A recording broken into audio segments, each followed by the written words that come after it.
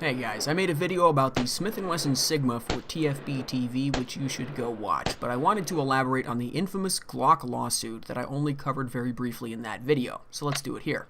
The first Sigmas, the SW9F and SW40F, were introduced in 1994 and were transparent Glock knockoffs.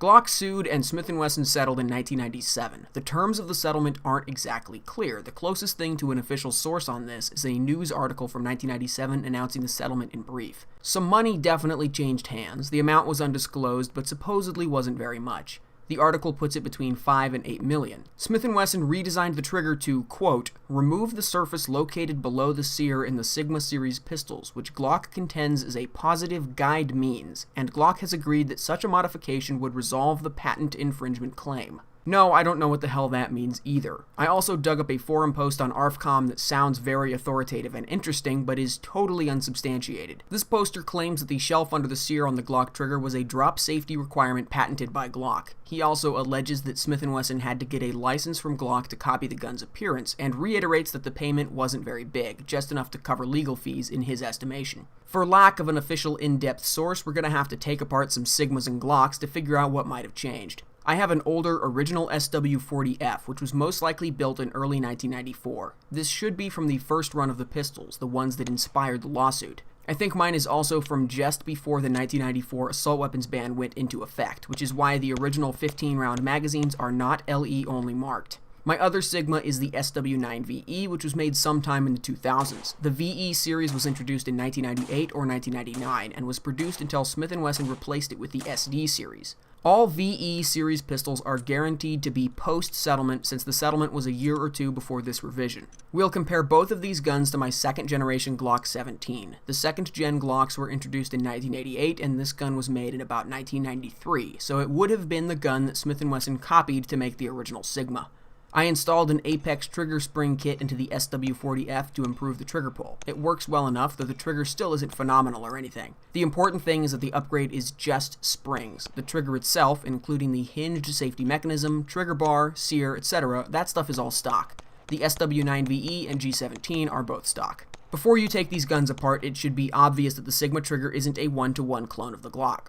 The rest of the internals are really close, but the trigger is actually different. First difference is the hinged portion of the trigger. On a Sigma, the lower half of the trigger is articulated. On the Glock, there's a trigger blade in the middle of the trigger. Both of these accomplish the same thing. The trigger cannot move back unless it's pulled deliberately. Additionally, the Sigma triggers have this extra spring here, which returns the trigger to the forward position even if the striker is not cocked. This accounts for part of the increased weight of the Sigma trigger versus a Glock trigger.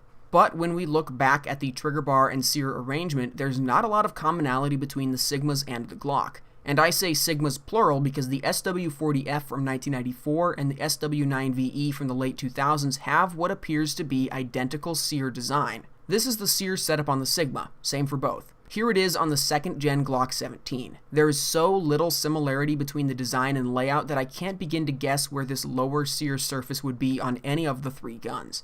The sear on the Glock is part of the trigger bar, but on the Smith & Wesson it's a separate part. Also, the design is different. On the Smith & Wesson it's a machined part, but on the Glock it's a thinner piece of stamped metal. The way they move is different, as are the position and orientation of the spring, which you can see reflected in the different position of the rear pin.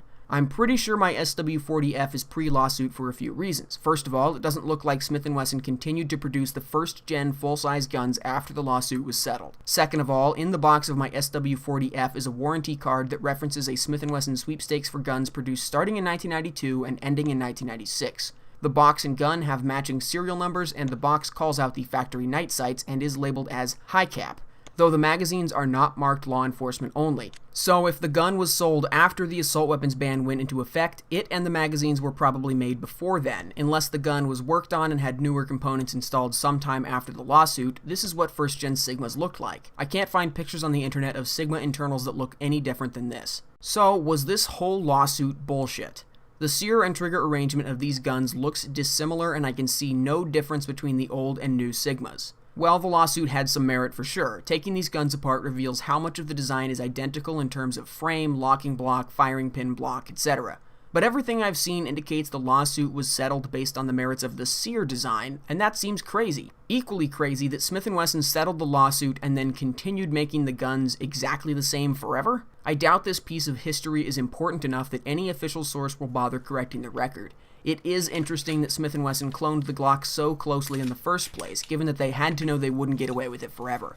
I've read speculation that it was just a short-sighted revenge burn. Glock beat Smith & Wesson to market with a gun chambered for .40 Smith & Wesson, their own in-house caliber. So Smith & Wesson decided if Glock could steal their cartridge, they'd steal Glock's gun.